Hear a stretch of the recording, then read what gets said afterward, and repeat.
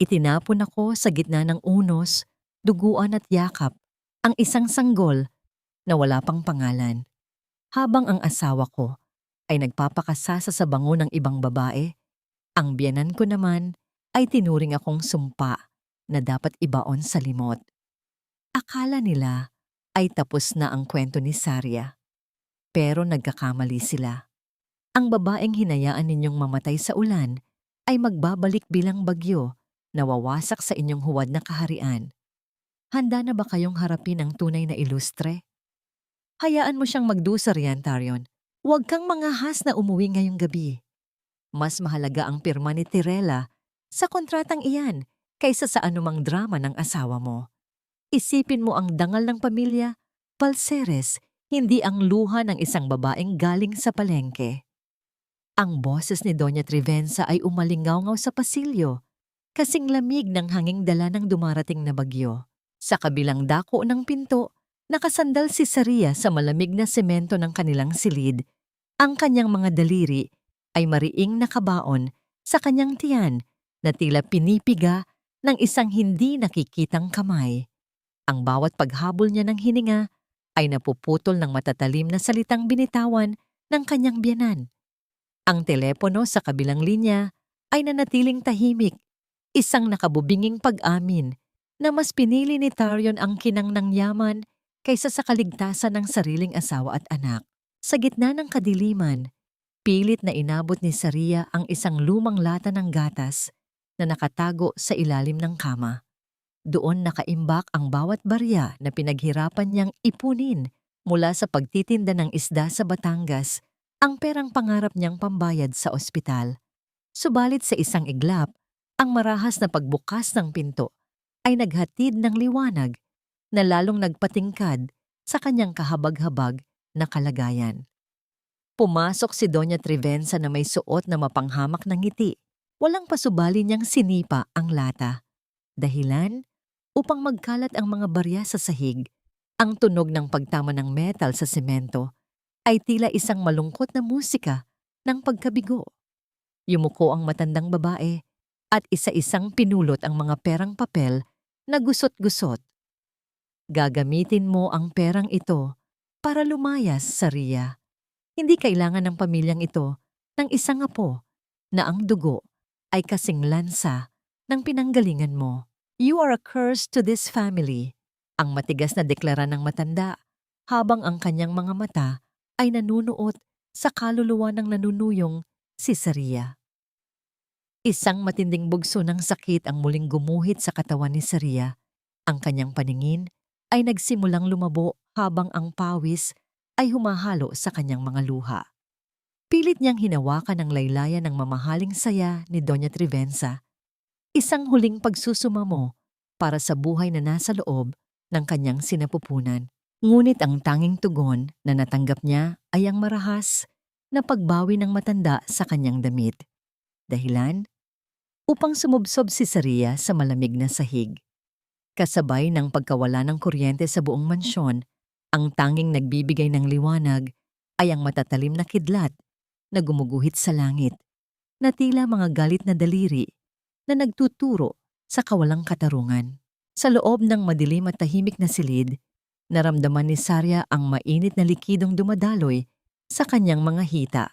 Ang hudyat na ang kanyang anak ay handa na ring harapin ang malupit na mundong ito sa gitna ng unos. Wala siyang ibang narinig kundi ang sariling mabilis na pagtibok ng puso na tila isang ibon na nagpupumiglas sa loob ng isang kulungan. Ang bawat hibla ng kanyang pagkatao ay nanginginig, hindi dahil sa lamig ng semento, kundi dahil sa katotohanang ang lalaking pinangakuan siyang poprotektahan hanggang sa huling hininga ay wala roon upang hawakan ang kanyang kamay.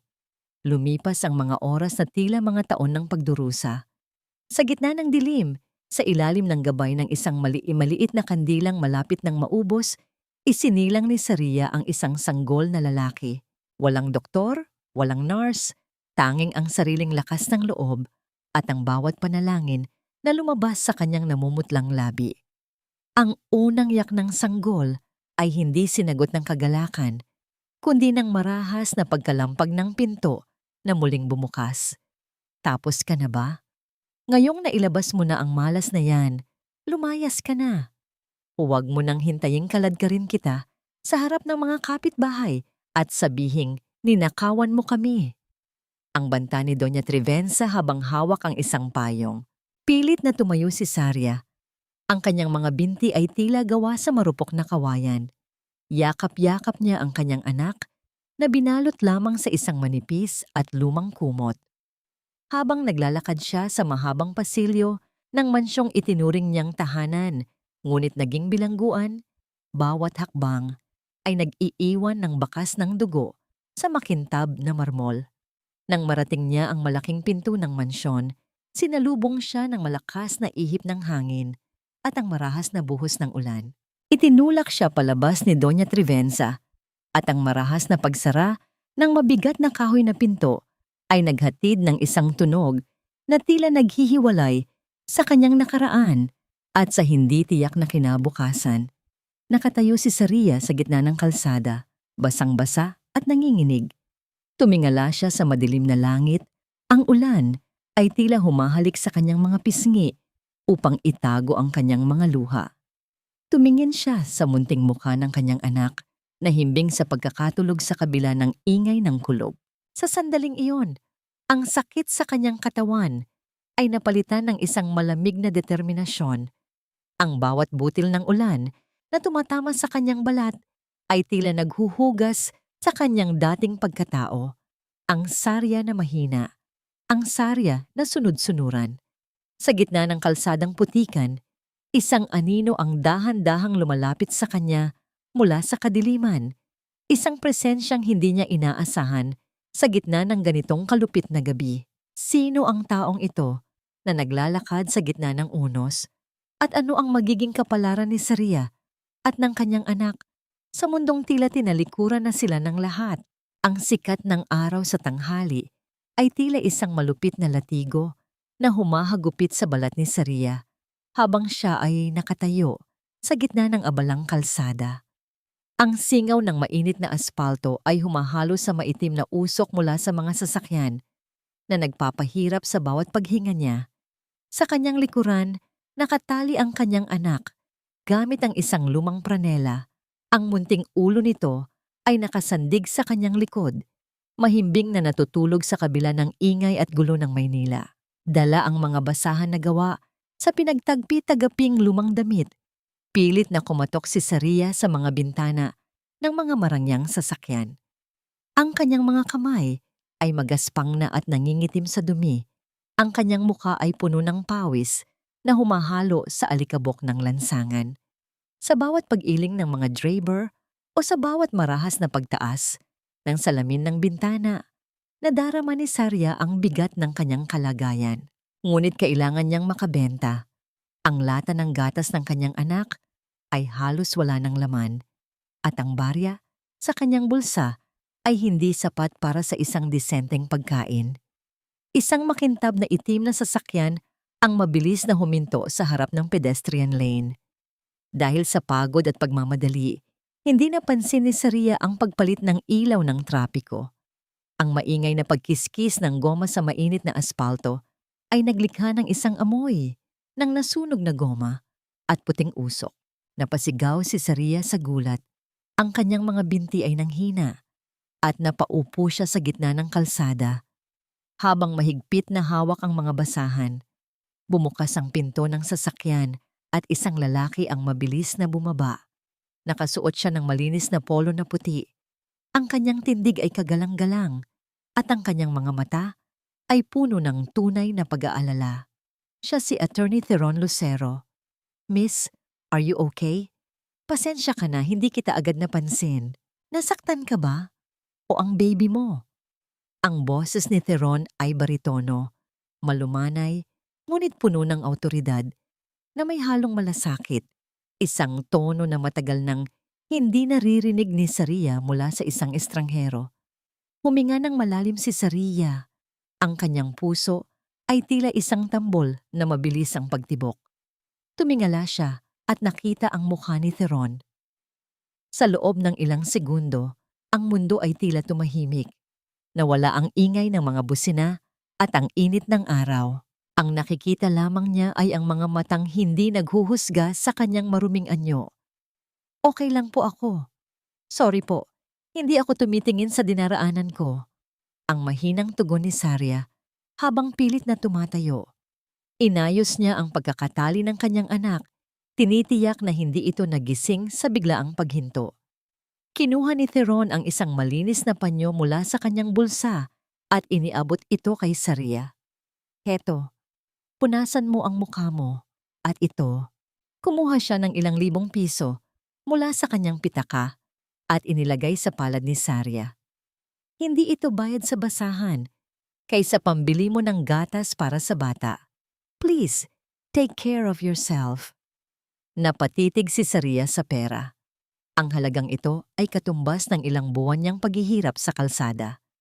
Gusto niyang tanggihan dahil sa kanyang natitirang dangal, ngunit nang marinig niya ang mahinang ungol ng kanyang anak na tila naghahanap ng pagkain, ay tinanggap niya ito nang may nanginginig na kamay. Thank you po, sir. Thank you so much.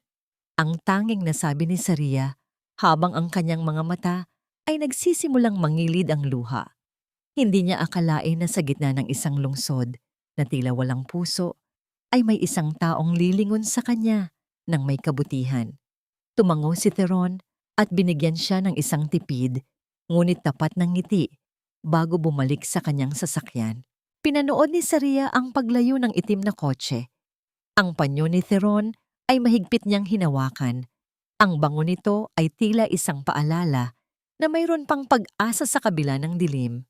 Gayunpaman, sa kabilang bahagi ng kalsada, sa loob ng isang puting sasakyan na nakatigil sa gilid, isang matandang lalaki na may mapuputing buhok at suot na mamahaling barong ang matagal nang nakatingin kay Sarya. Si Don Severino Ilustre ay nakaramdam ng isang kakaibang kirot sa kanyang dibdib habang pinagmamasdan ang bawat galaw ng babaeng nagtitinda ng basahan. Ang paraan ng paghaplos nito sa kanyang anak, ang kurba ng kanyang mga labi kapag ngumingiti, lahat ng yon ay nagpapaalala sa kanya sa isang babaeng matagal na niyang nawala. Iyan ba siya, Rodrigo? Ang tanong ni Don Severino sa kanyang driver. Ang kanyang boses ay nanginginig sa pag-asa at takot. Iyan ba ang apo ko na ninakaw sa akin ng tadhana? Nanatiling tahimik ang driver, ngunit ang katahimikan sa loob ng sasakyan ay puno ng bigat ng mga lihim na dekada ng nakabaon. Ang hangin sa labas ay muling umihip, dinadala ang alikabok at ang ingay ng lungsod. Habang si Sarya ay patuloy na naglalakad sa gilid ng riles, hindi alam na ang kanyang buhay ay malapit ng magbago sa paraang hindi niya kailanman napanaginipan. Bakit ba tila pamilyar ang mukha ni Sarya sa isang makapangyarihang tao tulad ni Don Severino? At hanggang kailan mananatiling lihim ang dugong nananalatay sa kanyang mga ugat? Habang siya ay nagdurusa sa ilalim ng init ng araw, ang bawat butil ng asin na dumidikit sa aking mga paltos ay tila isang paalala na ang buhay ay hindi laging matamis, ngunit kailangan itong malasahan upang matutong lumaban. Sa ilalim ng nagbabagang init ng araw, abala si Sarya sa paghahalo ng mga sariwang isda at asin sa loob ng malalaking banga. Ang alingasaw ng dagat at ang anghang ng pampalasa ay humahalo sa kanyang pawis, ngunit hindi siya tumitigil. Sa bawat pag-ikot ng kanyang mga braso, nadarama niya ang bigat ng responsibilidad sa kanyang likuran. Ang kanyang anak na si Munting Theo, na ngayon ay mahimbing na natutulog sa loob ng isang duyan na gawa sa lumang kumot, dahan-dahang umiindayog sa ilalim ng puno ng kalyos. Dahil sa tulong ni Aling Talina at ng ilang mga kapitbahay sa gilid ng riles, nakapagsimula si Sarya ng isang maliit na negosyo ng paggawa ng bagoong at tuyo. Ang mga taong ito, na madalas ay walang sapat na pagkain para sa kanilang sarili, ang siyang nag-abot ng tulong, isang banyera, ilang kilong asin, at higit sa lahat, ang paniniwalang may kakayahan siyang bumangon.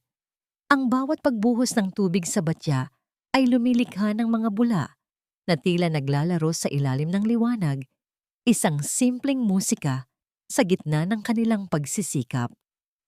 Sarya, Hija, magpahinga ka muna. Kanina ka pa dyan sa initan. You look exhausted na. Baka mabinat ka. Ang malambot na saway ni Aling Talina habang naglalakad palapit. Bit-bit ang isang baso ng malamig na tubig. Ngumiti si Saria. Isang nanangiting hindi na puno ng pait, kundi ng pag-asa.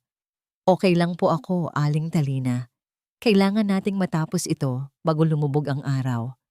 I want to make sure na perfect ang batch na ito para marami tayong maibenta sa palengke tomorrow.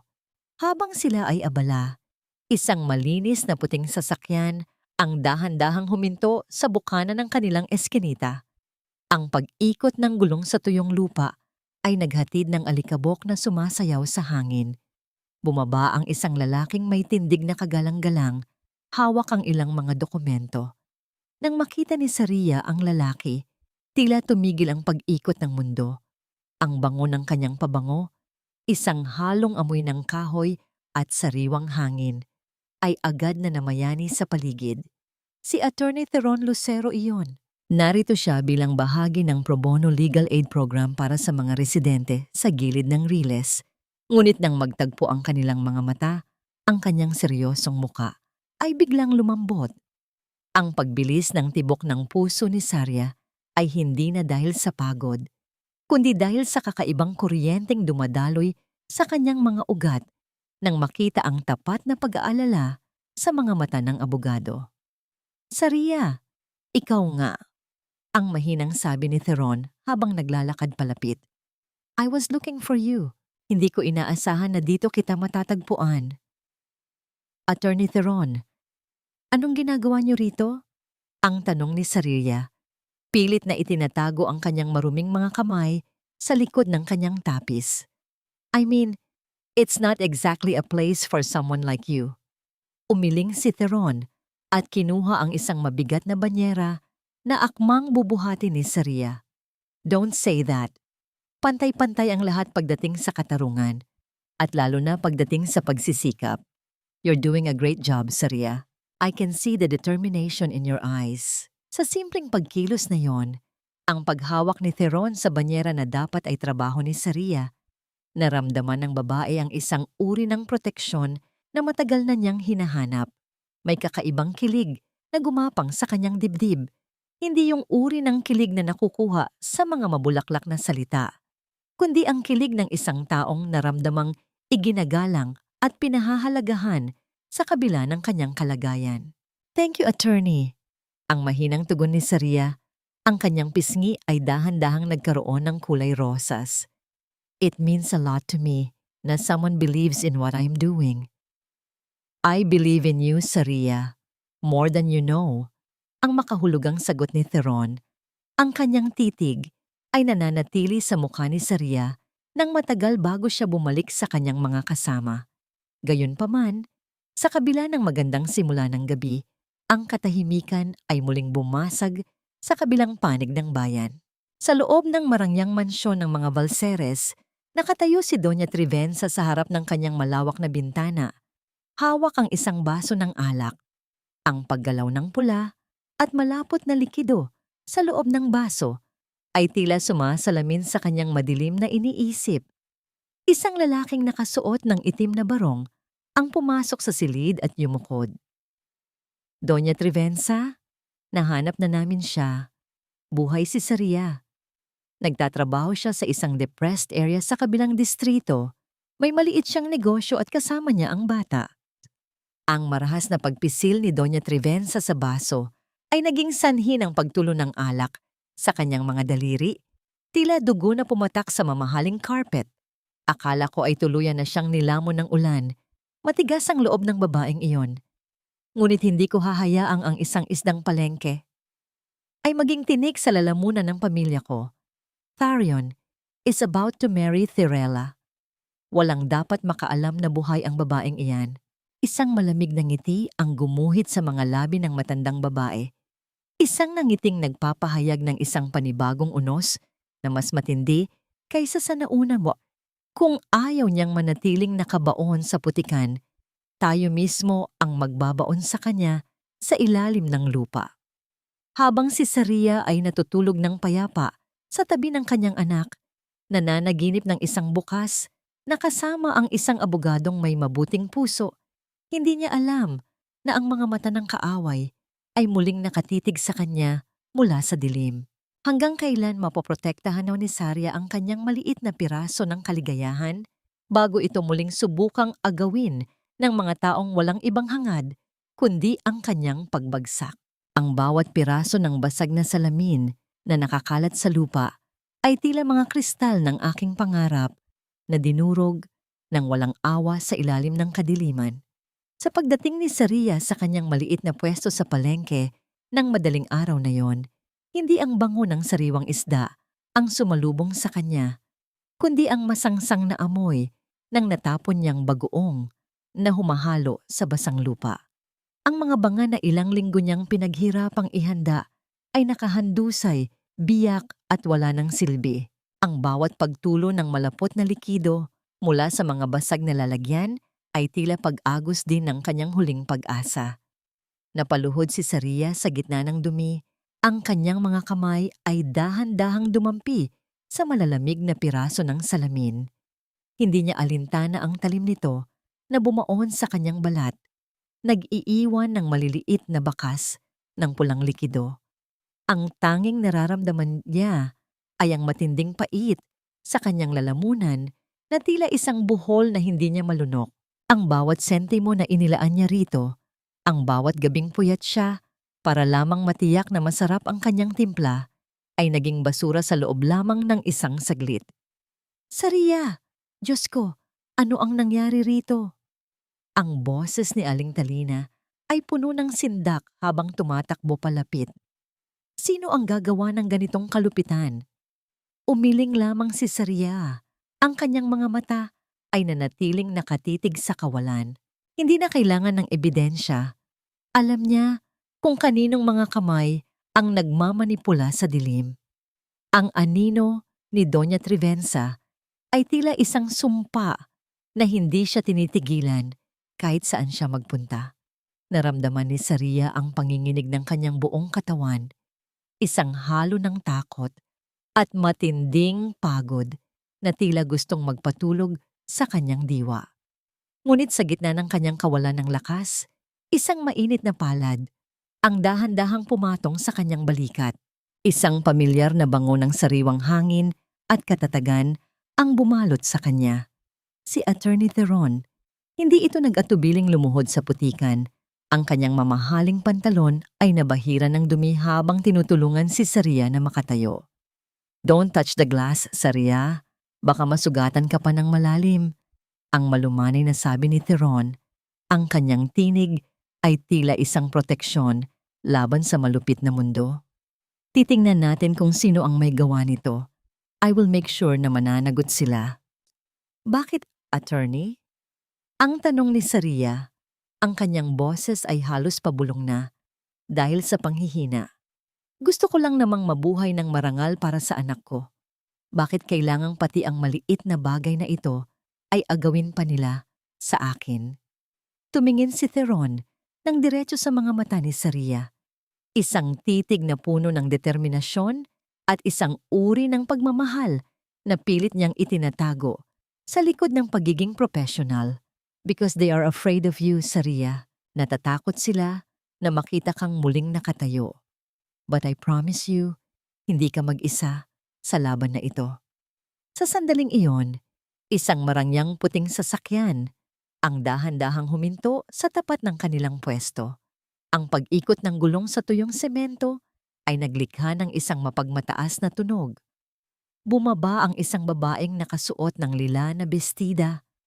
Ang kanyang mga kuko ay perpektong nirestuhan at ang kanyang leeg ay pinalalamutian ng mga mamahaling hiyas, si Tirella. Dahan-dahang tinanggal ni Tirella ang kanyang itim na salamin sa mata. Ang kanyang mukha ay puno ng pandidiri habang tinatakpan ng kanyang ilong ng isang panyong may burda. Oh my God, the smell is unbearable. Is this where you spend your time now, Sarya? Sa gitna ng malansang isda at putikan? Tumingala si Sarya. Ang kanyang likod ay dahan-dahang tumuwid. Ang presensya ni Tirella ay tila isang apoy na nagpainit sa kanyang nanlalamig na puso. Anong ginagawa mo rito, Tirela? Hindi ba't dapat ay abala ka sa paghahanda para sa kasal ninyo ni Tharion? Isang mapanguyam na tawa ang kumawala sa mga labi ni Tirela habang tinitingnan si Theron na kasama ni Saria. I just wanted to see for myself kung gaano ka nakababa. At mukhang tama nga si Doña Trivenza, you really belong here, in the dirt. But look at you, nakahanap ka na pala ng bagong tagapagtanggol. Attorney Lucero, right? What a waste of talent, defending someone who has nothing to offer. Humakbang si Theron sa harap ni Saria. Ang kanyang tindig ay tila isang pader na hindi matitibag. Value is not measured by wealth, Miss Lopez. It is measured by character. Something that you obviously lack. Nangit-ngit ang mga ngipin ni Tirela sa narinig. Ngunit bago siya umalis, lumapit siya ng kaunti kay Saria. Ang amoy ng kanyang mamahaling pabango ay tila isang insulto sa paligid. Enjoy your little business while it lasts, Saria. Dahil ang kasal namin ni Tharion ay hindi lang isang pag-iisang dibdib. Ito ang magiging huling pako sa kabaong ng mga pangarap mo. Next week, we are going to sign the contract that will officially erase your name from the Valseres history. Wala kang laban sa amin. Habang pinapanood ni Saria ang paglayo ng sasakyan ni Tirela, naramdaman niya ang paghigpit ng kanyang kamao. Ang bawat salita ng babae ay tila isang mitya na muling nagpasiklab sa kanyang damdamin. Tumingin siya sa kanyang mga kamay na may bahid ng dugo at dumi, at pagkatapos ay sa kanyang anak na nasa bisig ni Aling Talina. Alam ni Saria na hindi na ito tungkol lamang sa pagtitinda ng bagoong. Ito ay tungkol sa kanyang karapatan na mabuhay ng walang takot. Ngunit sa likod ng kanyang determinasyon, isang malaking tanong ang bumabagabag sa kanyang isipan.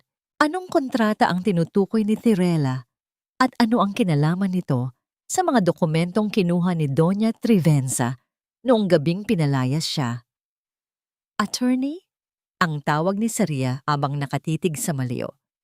Sino ba talaga ang dapat kong pagkatiwalaan sa mundong ito na puno ng mga lihim?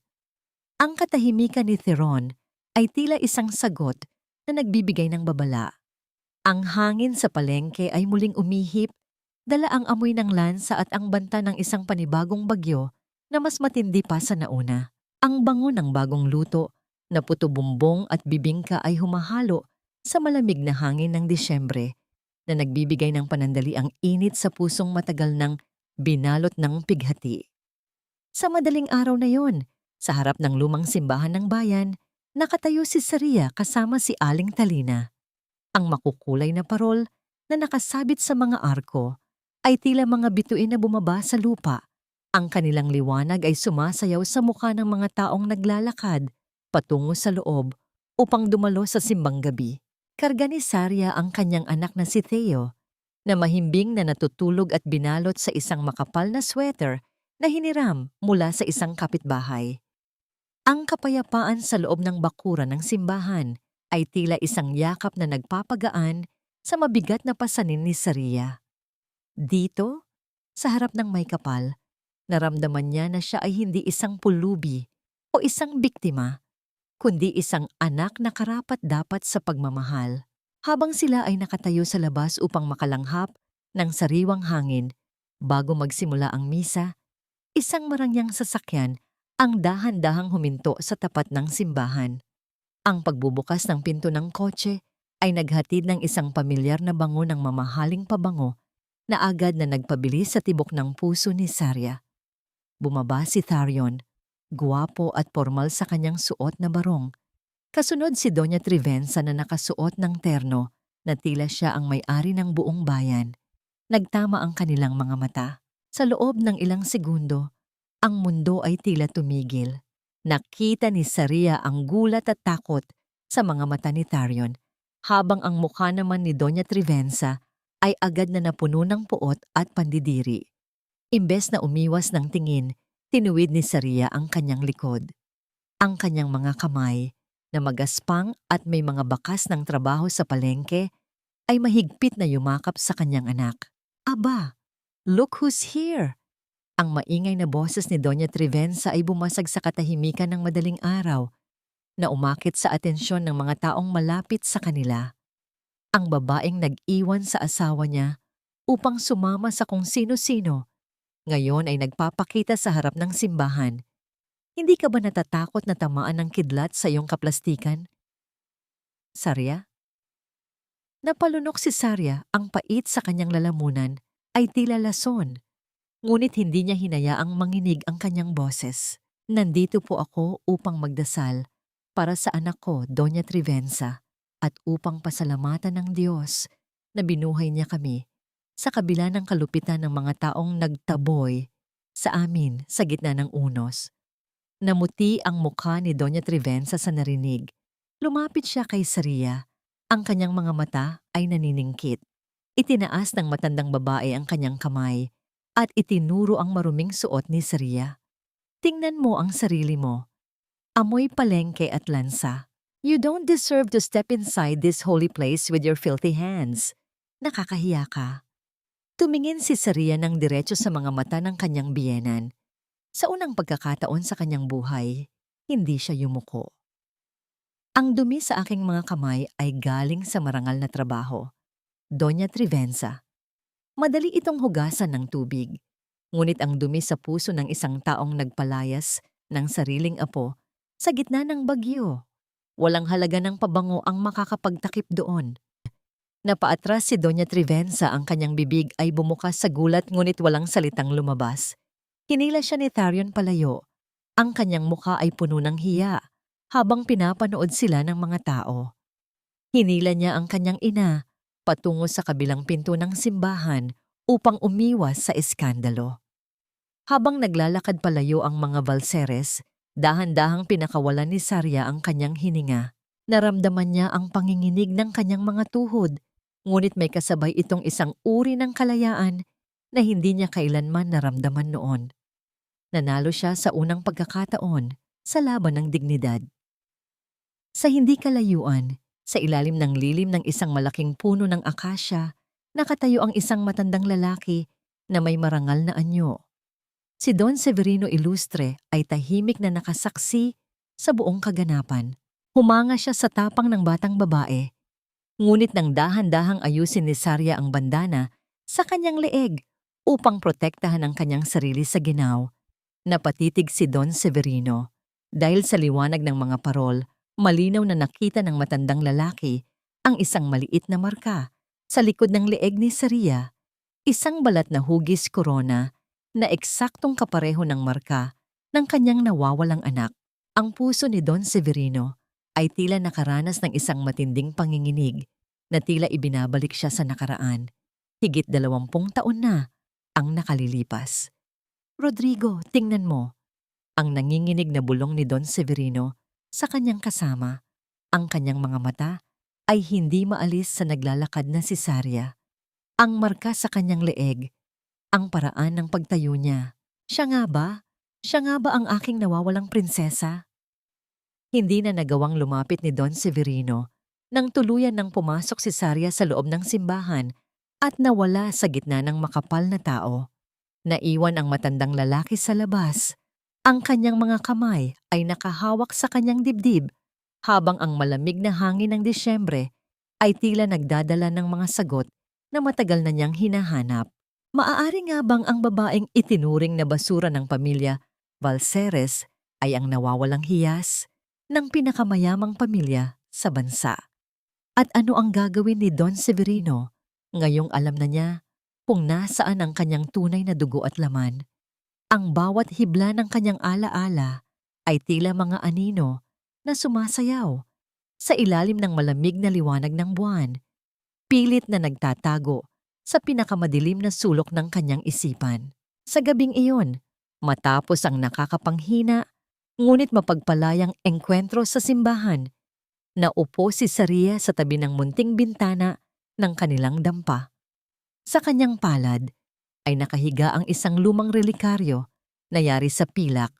Ang mga ukit nito ay tila nabubura na ng panahon, ngunit ang halaga nito ay hindi kailanman kumupa. Ito ang tanging bagay na iniwan sa kanya ng kanyang ama bago ito pumanaw. Ang amang nagpalaki sa kanya sa hirap, ngunit puno ng pagmamahal. Dahan-dahang binuksan ni Saria ang relikaryo. Sa loob nito ay may isang kupas na larawan ng isang babaeng may napakagandang ngiti. Ang mga mata nito ay tila nangungusap kahit sa gitna ng katahimikan. Sa bawat oras na tinitingnan niya ang larawang ito, nakakaramdam si Saria ng isang hindi maipaliwanag na pangungulila. Tila may isang tinig na bumubulong sa kanyang pandinig. Isang oyayi na hindi niya matandaan ang buong liriko, ngunit nagbibigay ng init sa kanyang nanlalamig na puso. Sino ba talaga ang babaeng ito? At bakit tila ang kanyang sariling mukha ay isang anino lamang ng kagandahang nasa larawan? Ang pagdating ni Attorney Theron sa kanilang munting tahanan ay nagdala ng isang uri ng katiyakan sa gitna ng kanyang mga katanungan. Ang bango ng kanyang presensya, isang amoy ng katapatan at sariwang hangin, ay tila isang gamot sa pagod na diwa ni Saria. Hindi na kailangan ng mga salita. Sapat na ang paraan ng pagtingin ni Theron sa kanya upang maramdaman niyang siya ay mahalaga, na sa kabila ng dumi ng kanyang paligid, may isang taong nakakakita sa ginto ng kanyang kaluluwa. Attorney, is it possible na ang buong buhay ko ay nakabase sa isang malaking pagkakamali? Ang mahinang tanong ni Saria habang nakatitig sa relikaryo. I always felt like I didn't belong sa mundong kinalakhan ko. Like I'm searching for a home na hindi ko pa nakikita. Hinawakan ni Theron ang kamay ni Saria. Ang init ng kanyang palad ay nagbigay ng kuryente na dahan-dahang nagpapakalma sa kanyang nanginginig na mga daliri. Saria, sometimes the truth is hidden, not because it's a secret, but because it's waiting for the right time to be found. Just stay strong. Hahanapin natin ang mga sagot ng magkasama. Sa gitna ng kanilang usapan, isang itim na sasakyan ang dahan-dahang huminto sa labas ng bakuran. Ang pag-ikot ng mga gulong sa tuyong lupa ay naghatid ng alikabok na sumayaw sa ilalim ng liwanag ng poste. Bumaba ang isang matandang lalaki. Ang kanyang tindig ay puno ng awtoridad, ngunit ang kanyang mga mata ay basang-basa ng luha. Si Don Severino Ilustre. Sa kanyang kamay ay hawak niya ang isang puting papel, isang resulta ng DNA test na lihim niyang ipinagawa gamit ang isang hibla ng buhok ni Saria na nakuha ng kanyang tauhan sa simbahan. Hindi nagawang makapagsalita ni Saria nang makita ang matanda.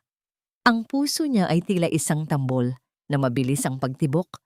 Bawat tibok ay naghahatid ng isang uri ng kaba na hindi niya maipaliwanag. Lumapit si Don Severino. Ang kanyang bawat hakbang ay tila may dalang bigat ng 20 taon ng paghahanap at pighati. Nang makarating siya sa harap ni Saria, dahan-dahan niyang inabot ang mukha ng babae. Ang kanyang nanginginig na mga daliri ay humaplos sa balat ng kanyang pisngi. Ang mga mata mo, ang marka sa iyong leeg. Hindi ako maaaring magkamali. Ang boses ng matandang lalaki ay halos pabulong na, puno ng emosyon na tila sasabog sa anumang sandali.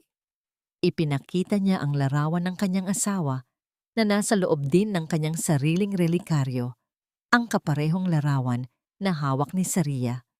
Isang matinding katahimikan ang namayani sa paligid.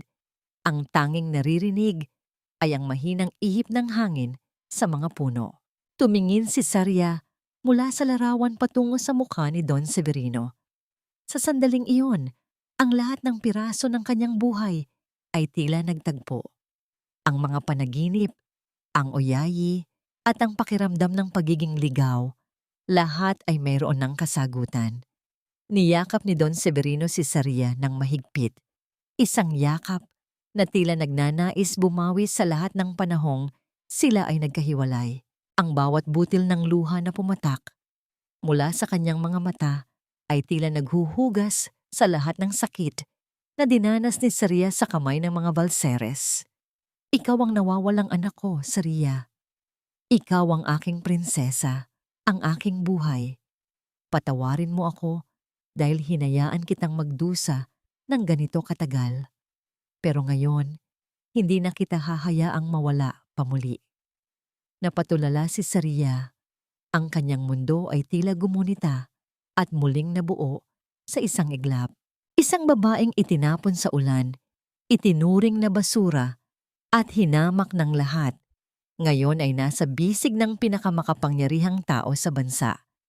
Ngunit sa gitna ng kagalakan ng muling pagkikita, isang malamig na takot ang pumasok sa kanyang isipan. Paano tatanggapin ng mga Balseres ang katotohanang ang babaeng binalak nilang ibaon sa lupa ay ang kaisa-isang tagapagmana ng imperyong ilustre? Ang bawat hakbang sa makintab na marmol ng mansyon ay tila isang paglalakad sa ibabaw ng manipis na salamin na anumang sandali ay maaaring mabasag. Sa unang gabi ni Saria, sa loob ng tahanan ng mga ilustre, hindi katahimikan ang bumalot sa kanya, kundi ang bigat ng isang bagong mundong hindi niya kailanman inakalang magiging kanya. Ang amoy ng sariwang jasmine at mamahaling wax ay pumalit sa malansang amoy ng palengke. Ngunit sa kaibuturan ng kanyang puso, nararamdaman pa rin ni Saria ang lamig ng ulan noong gabing siya ay itaboy ng mga Balseres. Nakaupo siya sa gilid ng isang malambot na kama na tila gawa sa mga ulap. Ngunit ang kanyang katawan ay nananatiling matigas at hindi mapakali. Ang kanyang mga kamay na may mga bakas ng sugat mula sa paggawa ng bagoong at pagtitinda ng basahan ay tila isang maling ukit sa loob ng silid na puno ng ginto at kristal. Tumingin siya sa kanyang anak na si Theo na ngayon ay mahimbing na natutulog sa isang magarang kuna. Ang munting dibdib nito ay dahan-dahang tumataas at bumababa sa gitna ng kapayapaan. Is this real, Theo? O isa lang itong magandang panaginip na kapag nagising ako ay nasa gilid pa rin tayo ng Riles? Ang mahinang bulong ni Saria, ang kanyang boses, ay tila isang hangin na dumaan sa pagitan ng mga mamahaling kurtina. Isang marahang pagkatok sa pinto ang bumasag sa kanyang malalim na pag-iisip. Pagbukas nito, pumasok si Attorney Theron. Ang kanyang tindig ay puno ng katiyakan na nagbibigay ng lakas sa nanlalamig na diwa ni Saria.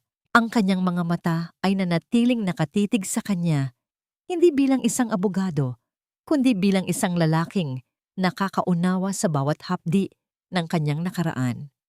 I brought some tea, Saria. Baka hindi ka makatulog dahil sa dami ng nangyari ngayong araw. Ang malumanay na sabi ni Theron habang inilalapag ang tasa sa tabi ng mesa. You look beautiful in that dress, by the way. It suits the person you've always been, a queen in disguise. Bahagyang nag-iwas ng tingin si Saria. Ang kanyang mga pisngi ay dahan-dahang nagkaroon ng kulay rosas. Hindi ako sanay, attorney. Parang suot ko ang balat ng ibang tao. Kahit anong gawin ko, pakiramdam ko ay marumi pa rin ang mga kamay ko sa tingin ng iba. Lumapit ng kaunti si Theron, sapat na upang maramdaman ni Saria ang init ng kanyang presensya. Saria, look at me. Ang dumi na sinasabi mo ay ang ebidensya ng iyong sakripisyo. Iyan ang nagpapakita kung gaano ka katatag na ina. Don Severino wants to give you the world, not to erase who you were, but to honor the woman who survived despite everything. Sa sandaling iyon, ang paghawak ni Theron sa kamay ni Saria ay naghatid ng isang uri ng kapayapaan na hindi kayang ibigay ng yaman. Ang bawat haplos ng kanyang mga daliri ay tila isang pangako na hindi niya ito hahayaang muling masaktan. May kakaibang kuryente na dumaloy sa pagitan nila, isang tahimik na pagkilala sa isang damdamin na dahan-dahang namumukadkad sa gitna ng kaguluhan. Thank you, Theron, for being here, for not leaving us. Ang mahinang tugon ni Saria. Sa unang pagkakataon ay hindi niya ito tinawag na attorney. Ngunit ang katahimikan ng gabi sa mansyon ng mga ilustre ay tila isang balat kayo lamang. Sa kabilang panig ng lungsod, sa loob ng isang madilim na opisina, nakaupo si Doña Trivenza kasama si Tarion.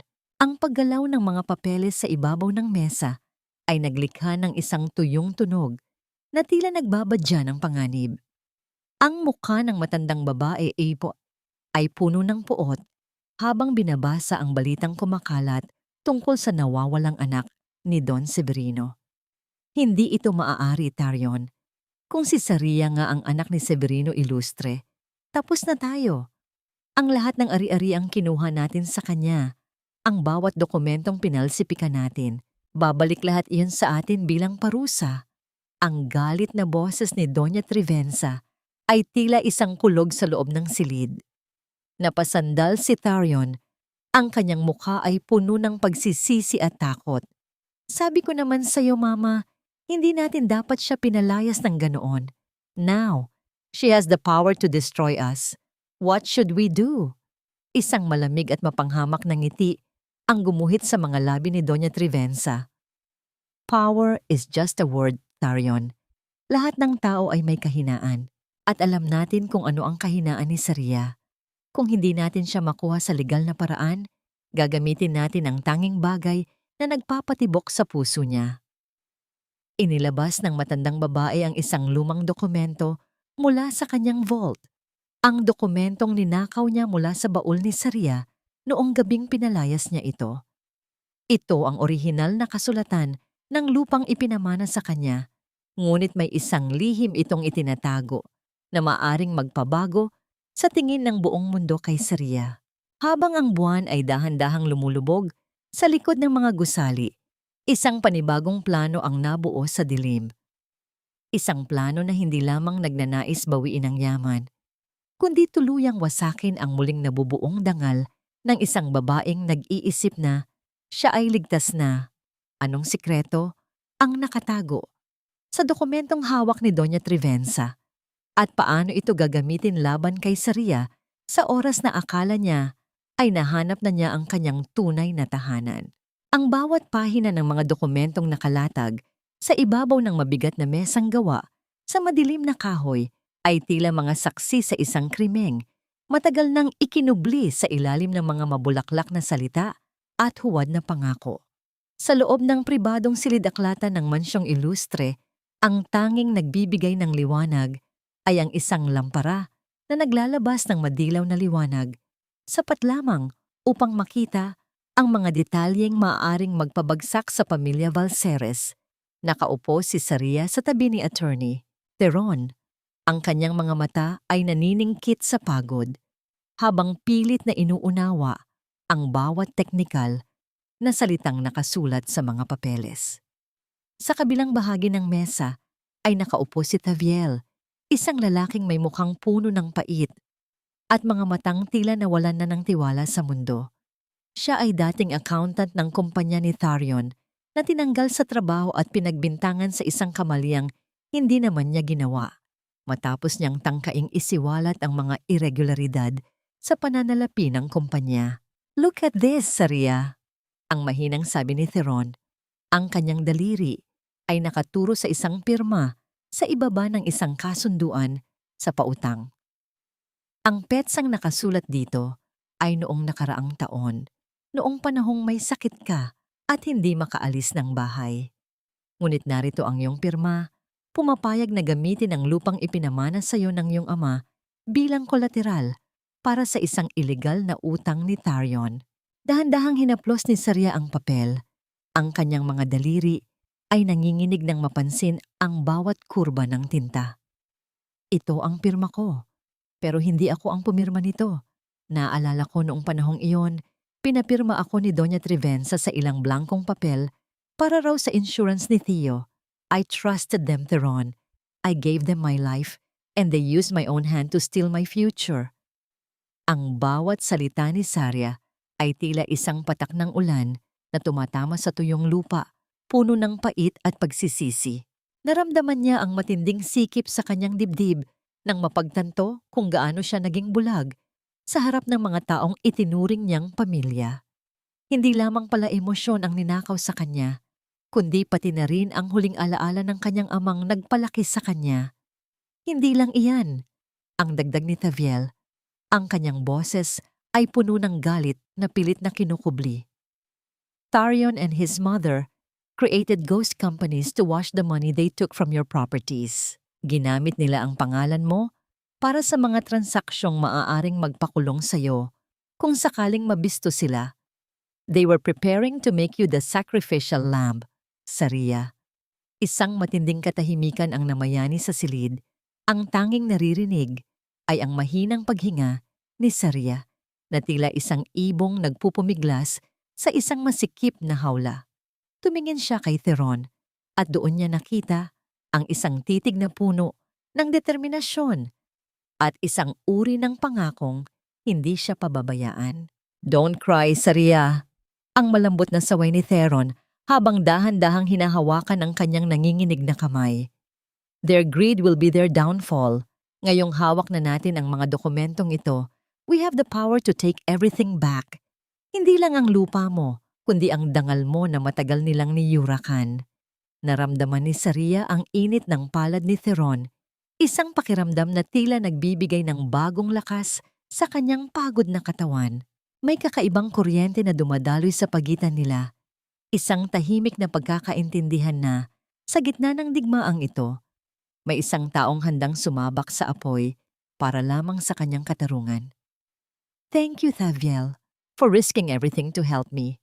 Ang mahinang tugon ni Saria. Tumango ang lalaki, isang tipid ng ngiti ang sumilay sa kanyang mga labi. "Gusto ko lang na makitang bumagsak ang mga taong akala nila ay hindi sila matatablan ng batas dahil sa pera." Ngunit sa gitna ng kanilang pagpaplano, isang marahas na pagbukas ng pinto ang nagpabaling sa kanilang atensyon. Pumasok ang yaya ni Theo. Ang kanyang mukha ay kasing puti ng papel at ang kanyang mga mata ay puno ng matinding takot. Ang kanyang buong katawan ay nanginginig habang pilit na bumubuo ng mga salita sa kanyang mga labi. "Ma'am Saria, Ma'am." Ang nauutal na boses ng yaya ay tila isang babala ng isang darating na unos. Agad na tumayo si Saria. Ang kanyang puso ay tila isang mabilis na tambol na naghahatid ng kaba sa bawat bahagi ng kanyang katawan. "Anong nangyari? Nasaan si Theo?" "Ang bata po. Nawawala si Theo sa kanyang kuna. May nahanap po akong papel na nakalagay sa unan ni Yanis." Ang sabi ng yaya habang inaabot ang isang lukot na piraso ng papel. Dahan-dahang kinuha ni Saria ang papel.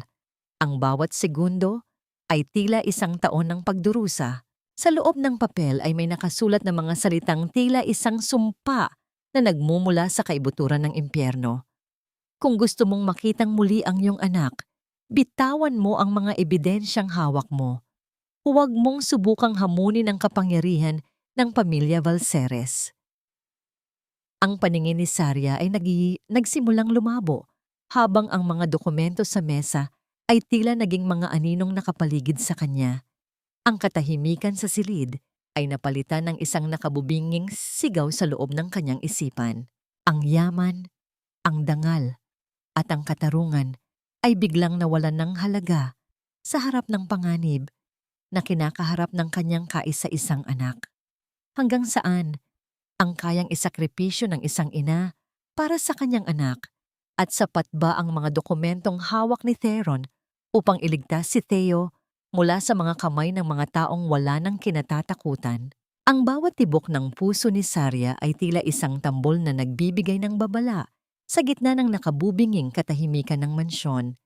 Ang hangin sa loob ng silid ay tila nauubos at ang bawat hininga niya ay may kasamang hapdi na nagmumula sa kaibuturan ng kanyang pagkatao. Hawak niya ang lukot na papel na may banta ng mga Valceres. Ang kanyang mga daliri ay nanginginig ng labis hanggang sa malaglag ang liham sa sahig. Ang kanyang paningin ay nagsimulang umikot. Ang mga marangyang gamit sa paligid ay tila nagiging mga aninong nagnanais siyang sakalin. "Theo, ang anak ko. Theron, kinuha nila ang anak ko." Ang sigaw ni Saria na puno ng pighati. Ang kanyang boses ay basag at tila isang sugatang ibon na humihingi ng saklolo. Agad siyang dinaluhan ni Theron. Ang mga kamay nito ay matatag na humawak sa kanyang mga balikat upang pigilan ang kanyang pagbagsak. "Saria, makinig ka sa akin. Hahanapin natin siya. Hindi ko hahayaang saktan nila si Theo. Magtiwala ka sa akin, please." Sa gitna ng kaguluhan, ang mga tauhan ni Don Severino ay mabilis na kumilos. Ang tunog ng mga sapatos na tumatama sa marmol na sahig ay naglikha ng isang mabilis na ritmo ng pagmamadali. Ang mga telepono ay nagsimulang magbigay ng mga ulat at ang mga digital na mapa sa screen ay nagpapakita ng paggalaw ng mga sasakyan sa paligid ng lungsod. Si Don Severino, sa kabila ng kanyang katandaan, ay tumayo ng matuwid. Ang kanyang mga mata ay naglalabas ng isang uri ng galit na tila isang bulkang handang sumabog. Gamitin ninyo ang lahat ng koneksyon natin. Walang lalabas ng probinsya na hindi ninyo nasusuri. Kapag may nangyaring masama sa apo ko, sisiguraduhin kong walang matitira sa pamilya Valceres. Ang deklara ng matandang lalaki. Ang kanyang boses ay tila isang hatol na hindi mababali. Lumipas ang mga oras na tila mga taon ng paghihirap para kay Saria. Nakaupo siya sa gilid ng kama ni Theo, niyayakap ang isang maliit na unan na amoy sanggol pa rin. Ang bawat segundo ng paghihintay ay tila isang karayom na tumutusok sa kanyang puso. Inisip niya ang kanyang anak. Natatakot ba ito? Umiiyak ba ito? Nararamdaman ba nito ang pangungulila ng kanyang ina? Saria, we found them. Ang seryosong boses ni Theron ang bumasag sa kanyang pagmumuni-muni. Nasa isang lumang bodega sila sa labas ng bayan, sa isang property na nakapangalan sa isang shell company ng mga Valceres. Pupunta tayo roon ngayon din. Hindi na nagatubili si Saria. Sa loob ng sasakyan, ang tanging naririnig ay ang malakas na pag-ikot ng makina at ang mabilis na pagtibok ng kanyang puso. Nakatingin siya sa labas ng bintana, sa mga ilaw ng lungsod na mabilis na lumalayo, habang ang kanyang isipan ay puno ng panalangin. Nang makarating sila sa bodega, ang paligid ay madilim at napalilibutan ng matataas na damo. Ang bawat hakbang nila sa tuyong lupa ay naglikha ng mahinang tunog ng pagkalutong. Mabilis na pinalibutan ng mga tauhan ni Don Severino ang lugar. Ang kanilang mga pagkilos ay tumpak at tahimik. Sa loob ng gusali, isang manipis na liwanag ang nagmumula sa isang siwang sa pinto. Dahan-dahang sumilip si Saria at doon niya nakita ang kanyang anak. Nakaupo si Theo sa isang lumang silya. Ang kanyang mga mata ay puno ng luha, ngunit nananatiling tahimik dahil sa takot. Sa tabi niya ay isang lalaking tauhan ni Tarion na mukhang nababagot habang naghihintay ng tawag. Hindi na nahintay ni Saria ang hudyat ng mga tauhan. Ang kanyang instinto bilang isang ina ay nanaig sa anumang takot. Mabilis siyang tumakbo papasok. Ang bawat hakbang niya ay tila may dalang kapangyarihan ng isang bagyo. Bago pa man makakilos ang lalaki, agad na kumilos ang mga tauhan ni Don Severino upang pigilan siya. Mabilis siyang napahinto at napaatras. Theo!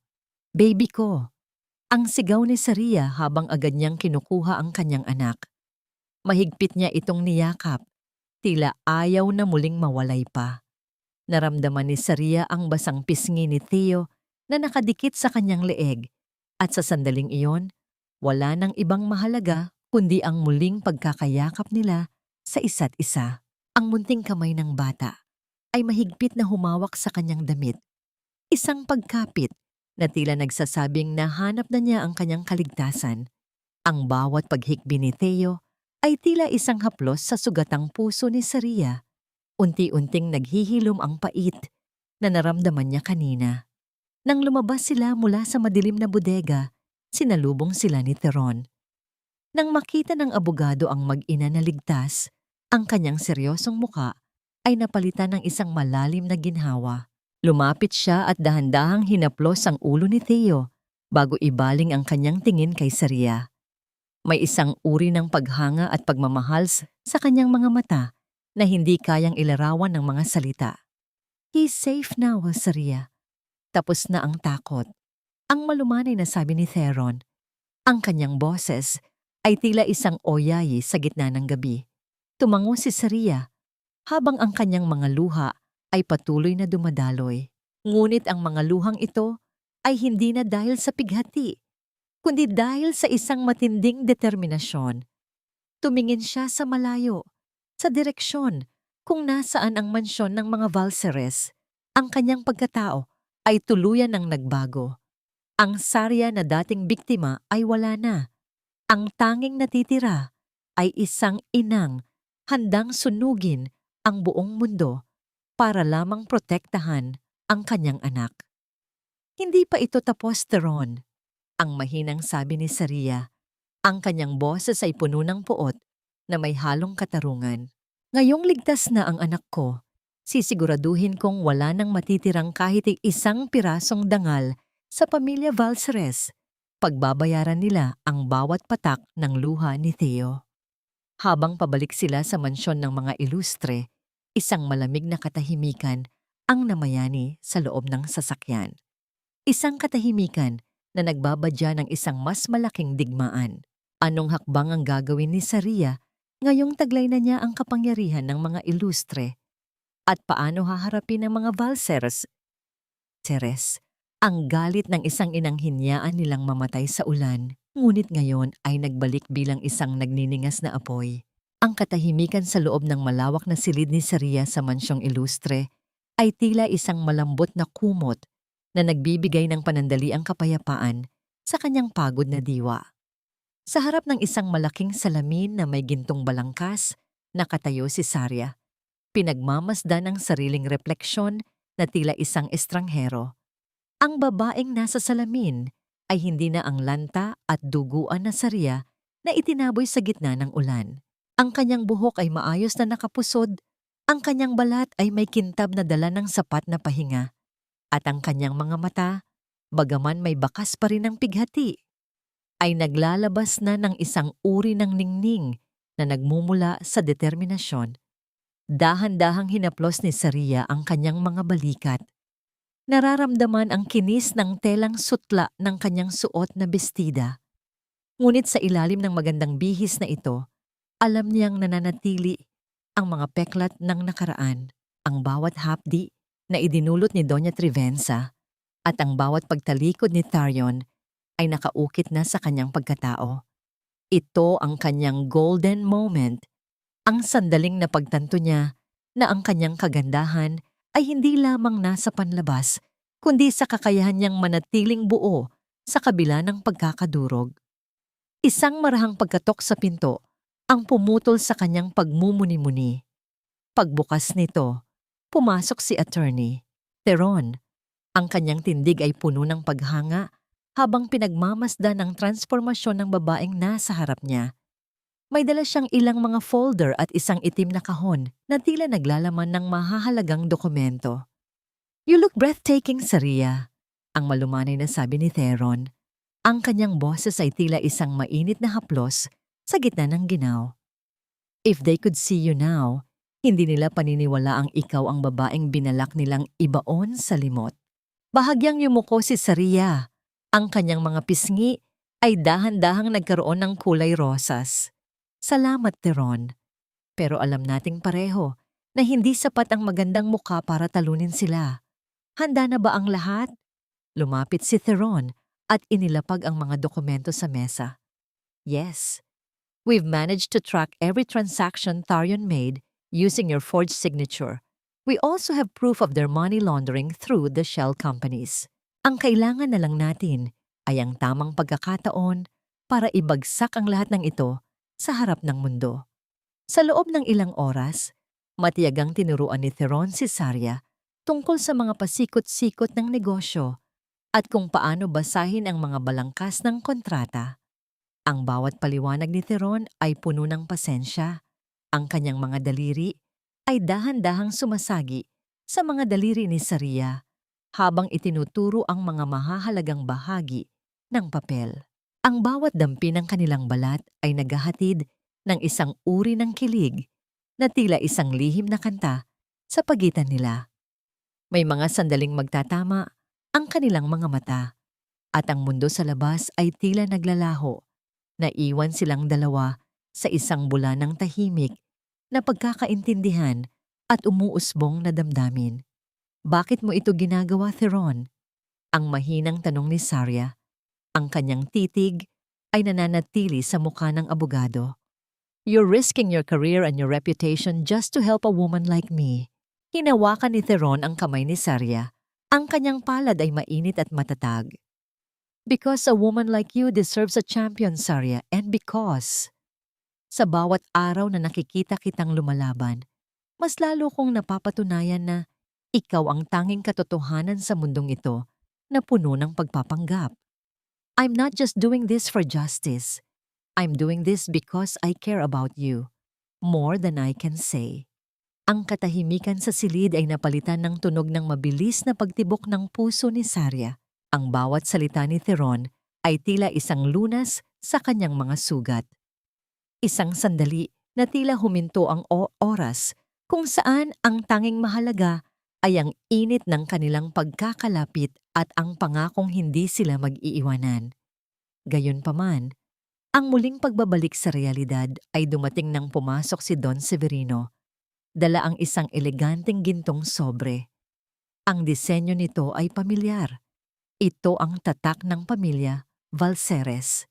Sarya, Theron, nakuha na natin ang imbitasyon. Ang sabi ni Don Severino, ang kanyang boses ay puno ng seryosong tono.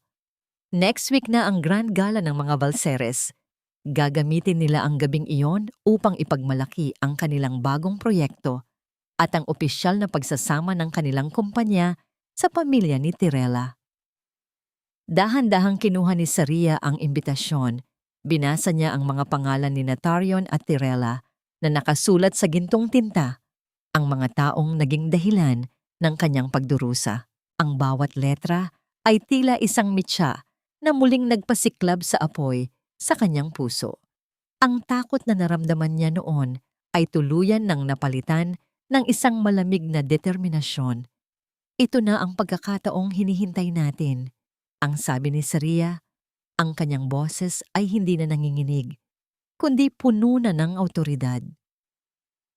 Sa gabing ito, papasok ako sa kanilang mansyon, hindi bilang isang biktima, kundi bilang ang huling taong makikita nila bago bumagsak ang kanilang kaharian.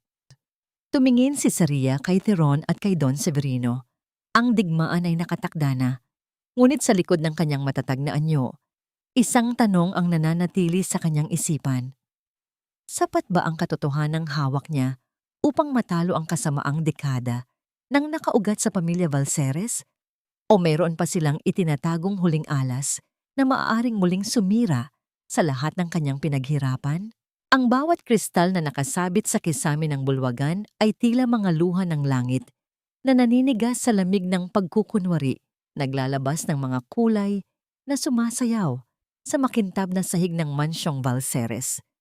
Ang amoy ng mamahaling alak at mga bulaklak na galing pa sa ibang bansa ay nanunuot sa bawat sulok, pilit na itinatago ang amoy ng kabulukan ng mga lihim na nakabaon sa ilalim ng pundasyon ng tahanang ito. Sa gabing ito, ang lahat ay tila nasa loob ng isang magandang panaginip kung saan ang yaman ay batas at ang dangal ay isang bagay na nabibili. Nakatayo si Tharion sa gitna ng entablado. Ang kanyang suot na tuxedo ay perpektong lapat sa kanyang matikas na pangangatawan. Sa kanyang tabi ay si Tirela na nakasuot ng isang makinang na pulang bestida. Ang kanyang mga hiyas ay tila nakikipagkumpetensya sa liwanag ng mga ilaw. Ang bawat tawa nila ay puno ng kagalakan. Isang selebrasyon ng kanilang tagumpay at ng nalalapit na pagsasama ng kanilang mga imperyo. Wala silang kaalam-alam na ang bawat segundo ng kanilang kaligayahan ay tila isang buhangin sa orasang malapit ng maubos. Sa bukana ng mansyon, huminto ang isang mahabang itim na sasakyan. Ang pagbubukas ng pinto ay naghatid ng isang uri ng katahimikan na dahan-dahang gumagapang patungo sa loob ng bulwagan. Unang bumaba si Attorney Theron. Ang kanyang anyo ay puno ng awtoridad at proteksyon. Inabot niya ang kanyang kamay sa loob at dahan-dahang lumabas si Sarya. Ang bawat hakbang ni Sarya sa ibabaw ng pulang carpet ay may dalang bigat ng libu-libong alaala. Ang kanyang bestida na kulay ginto at pilak ay tila baluti ng isang mandirigmang galing sa digmaan. Ang kanyang buhok ay nakalaylay sa kanyang balikat at ang bawat hiyas na kanyang suot ay nagpapaalala sa kanyang tunay na pagkakakilanlan. Naramdaman ni Sarya ang lamig ng gabi sa kanyang balat. Ngunit sa loob ng kanyang dibdib ay may isang apoy na nagbibigay ng init sa kanyang bawat hininga. Ready ka na ba, Sarya? Ang mahinang tanong ni Theron.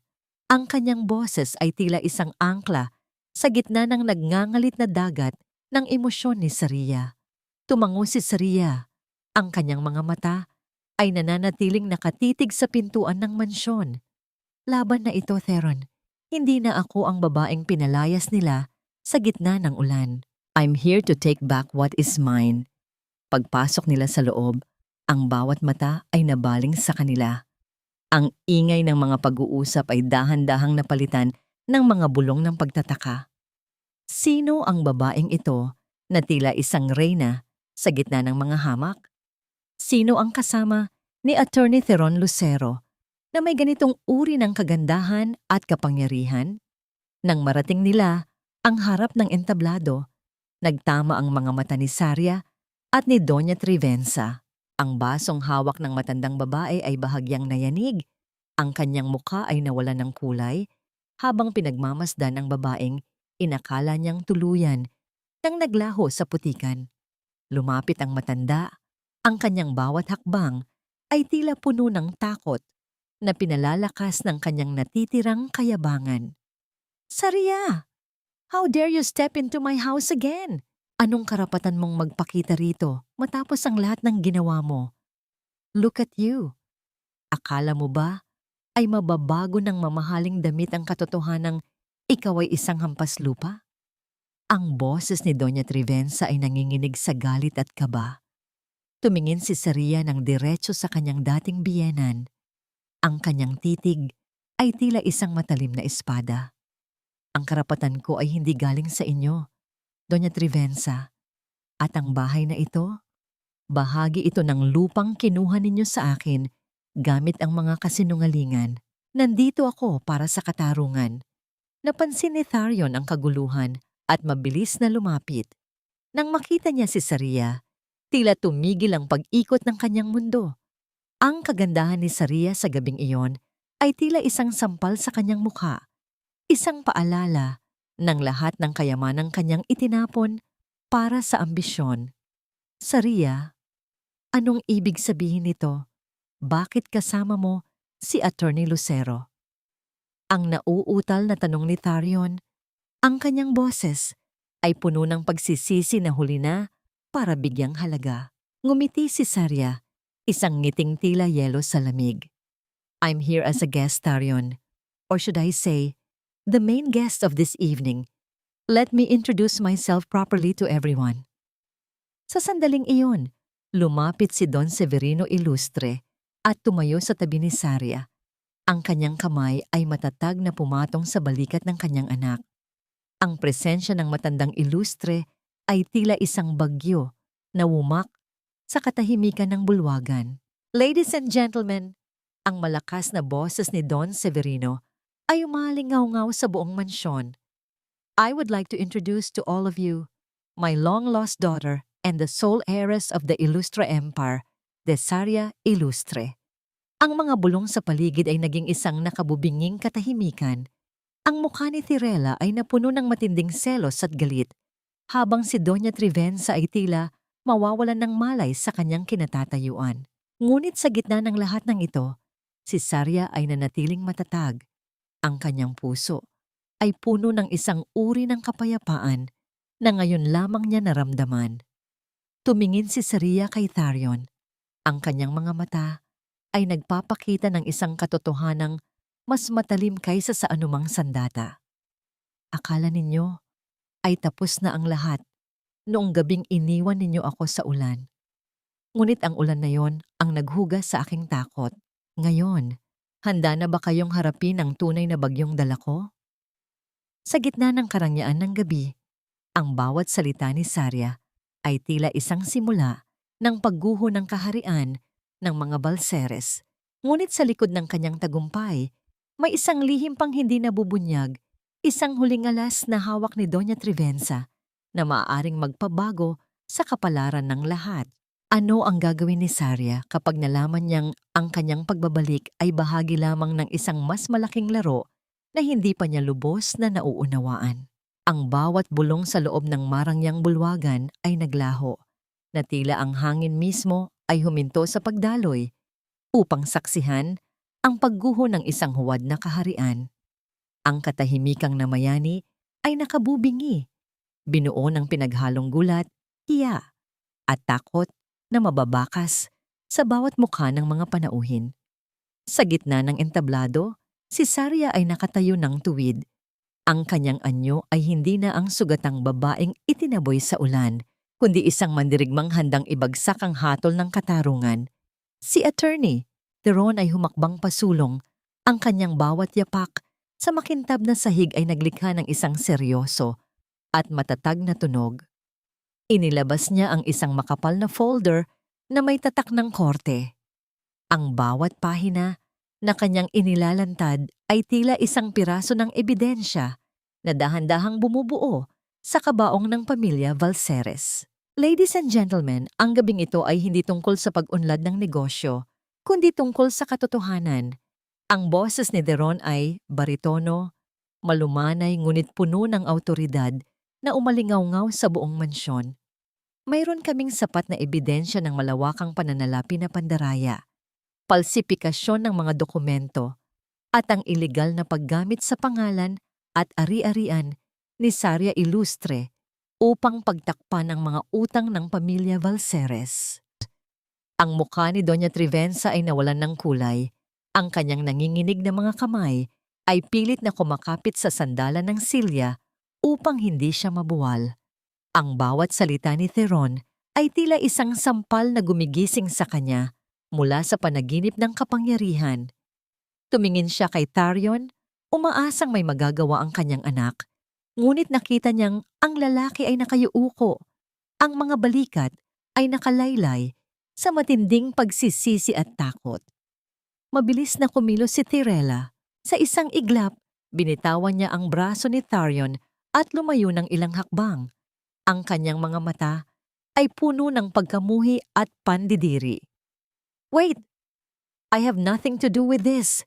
Tarion, you told me everything was legal.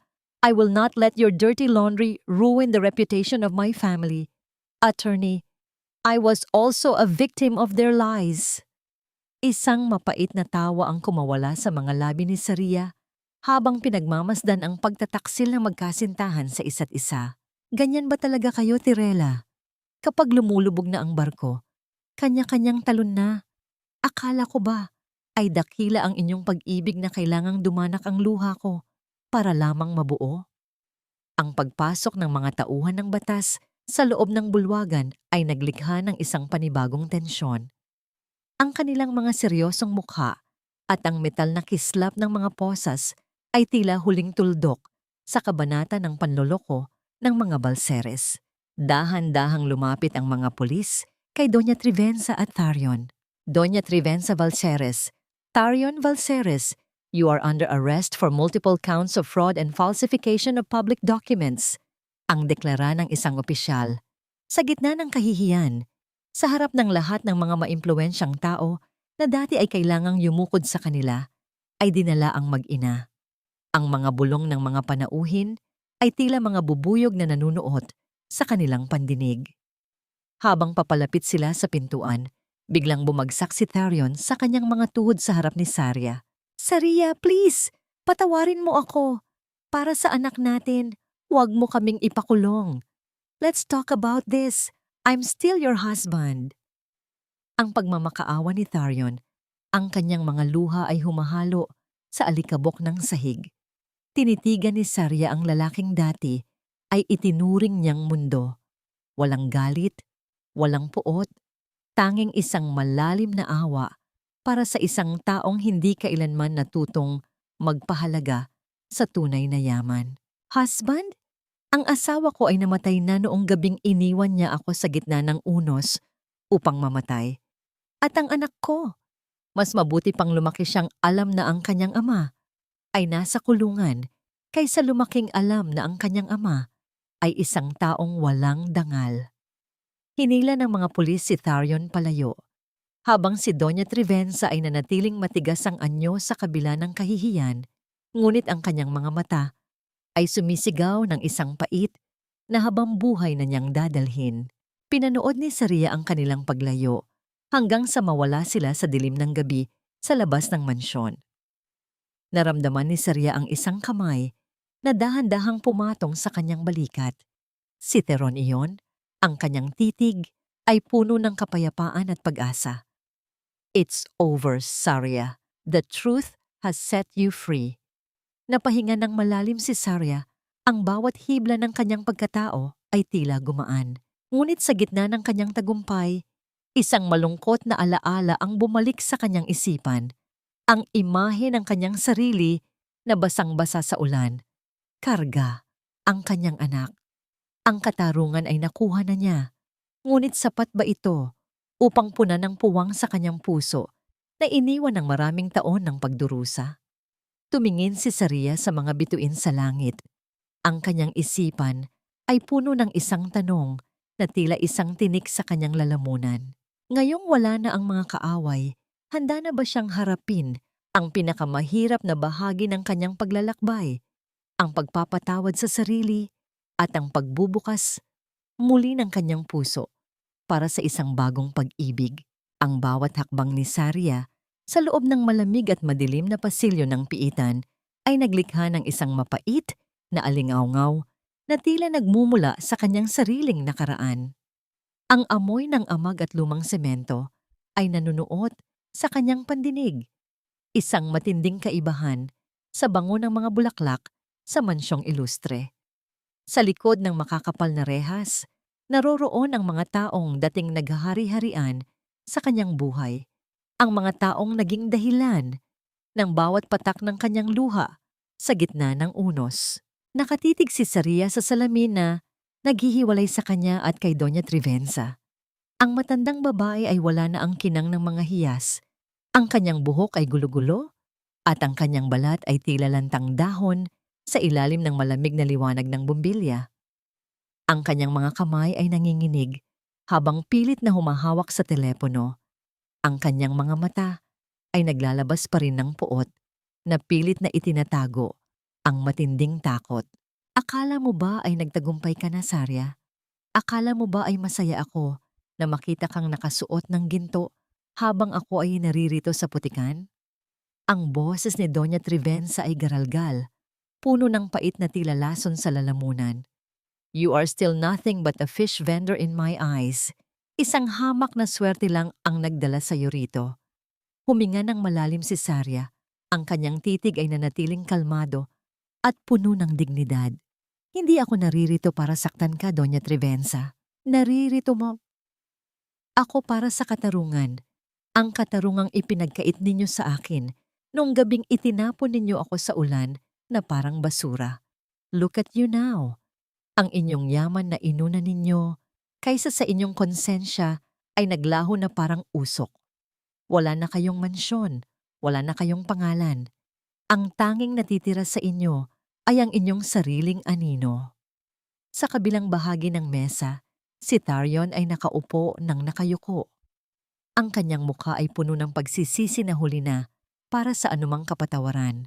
Nang iangat niya ang kanyang tingin kay Saria, nakita nito ang isang lalaking wala nang natitirang lakas. Saria, I'm sorry. Araw-araw kong naaalala ang mukha mo noong gabing iyon. Patawarin mo ako, please. Gusto ko lang makita ang anak ko. Gusto ko lang hawakan si Theo. Ang pagmamakaawa ni Tharion, ang kanyang mga luha ay pumatak sa malamig na mesa, nag-iiwan ng mga mantsa ng pighati. Naramdaman ni Saria ang isang pamilyar na kirot sa kanyang puso.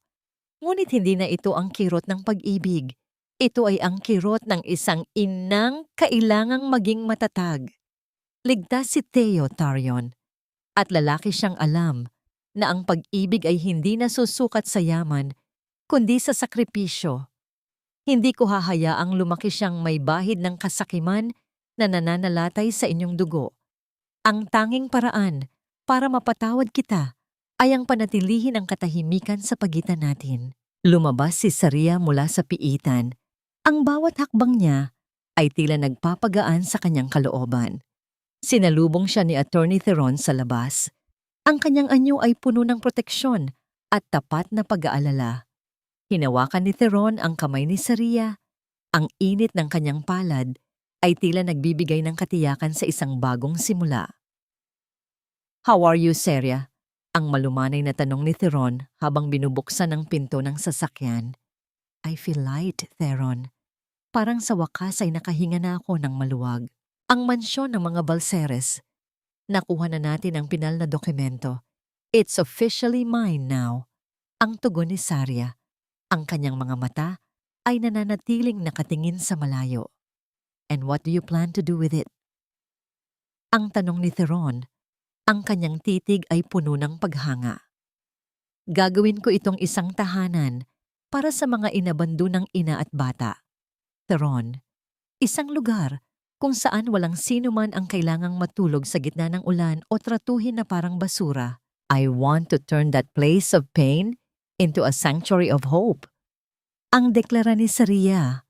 Ang kanyang boses ay puno ng determinasyon. Nagkatitigan ang dalawa.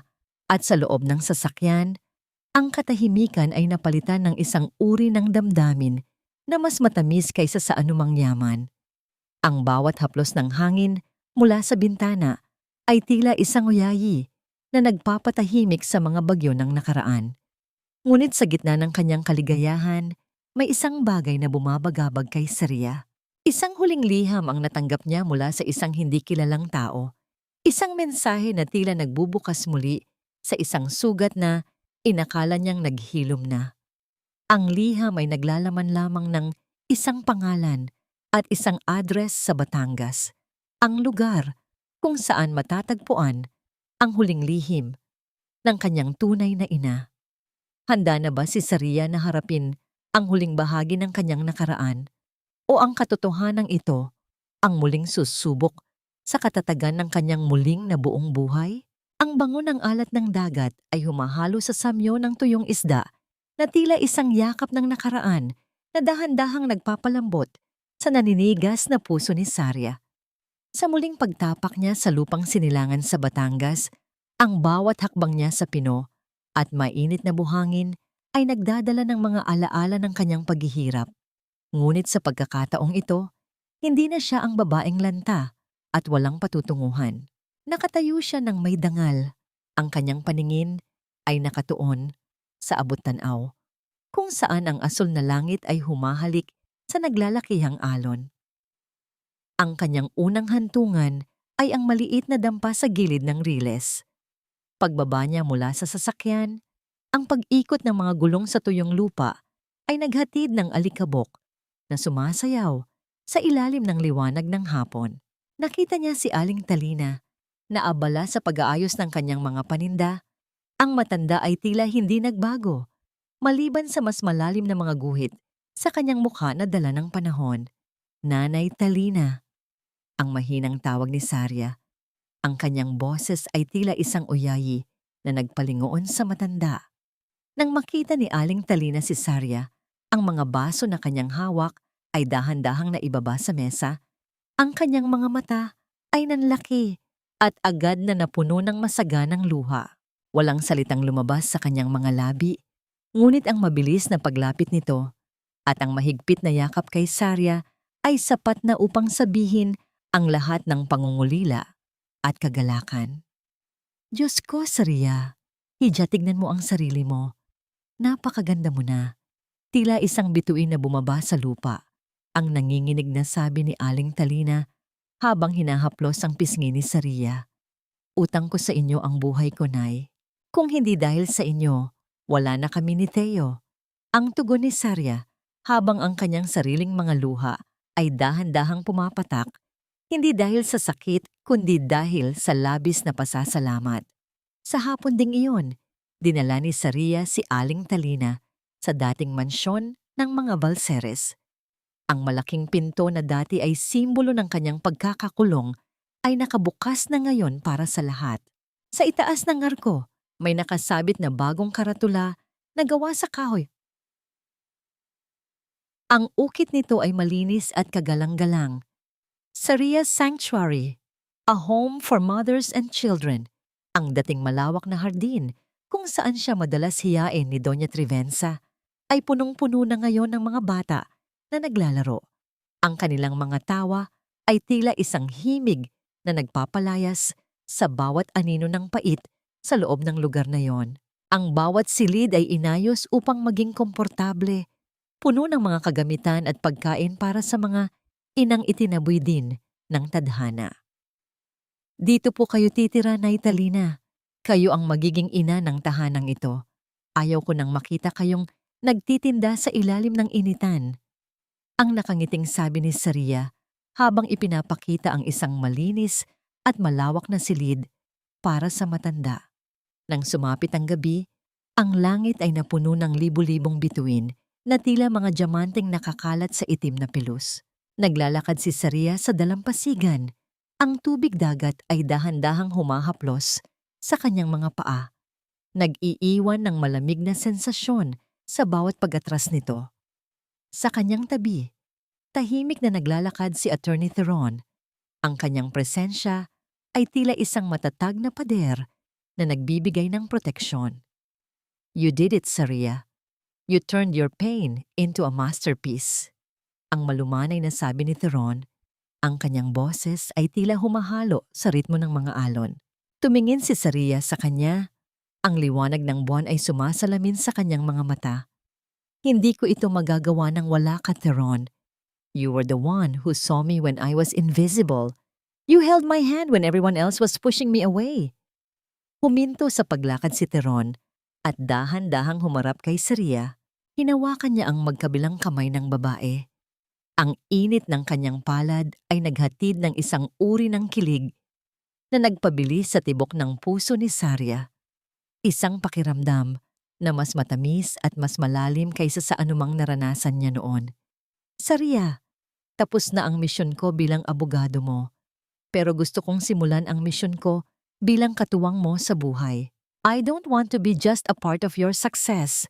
I want to be the one who wakes up beside you every single day. Ang tapat na pagtatapat ni Theron, ang kanyang titig ay nananatili sa mga mata ni Saria.